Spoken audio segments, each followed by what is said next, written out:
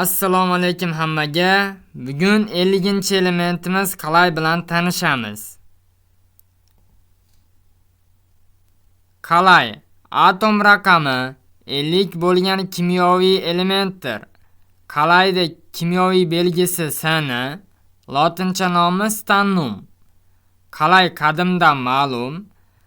Xarakteristikasi: atom raqami 50, atom massasi 119, normal sharoitda qalay qattiq, rangi kulrang, klassifikatsiyasi metall, elektromanfiyligi 1,8, qaynash temperaturasi 2875 Kelvin yoki 2602 Selsiyda bo'ladi.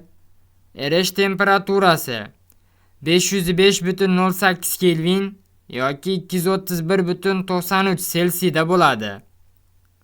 Zichligi 7,265 gram taqsim santimetr kubni tashkil etadi.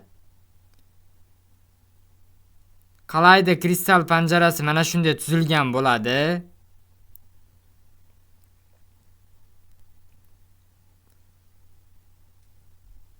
Endi bu yoqqa o'tadigan bo'lsak, qalayda kimyoviy belgisi Sn, atom tartib raqami 50, nisbiy elektromanfiyligi 1,8, atom massasi 119, elektron konfiguratsiyasi 5s2 5p2 ni tashkil etadi.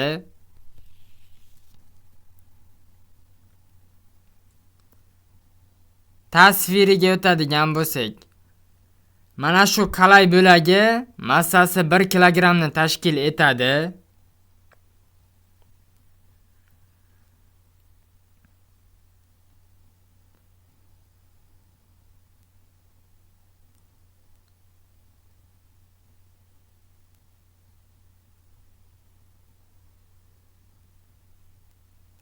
Atom tuzilishida qalayda 50 ta elektron bor. 50 ta elektron atomda harakatlanadi. Atom markazi proton va neytrondan tashkil topgan bo'lib, 50 ta protoni bor va 69 ta neytrondan tashkil topgan bo'ladi.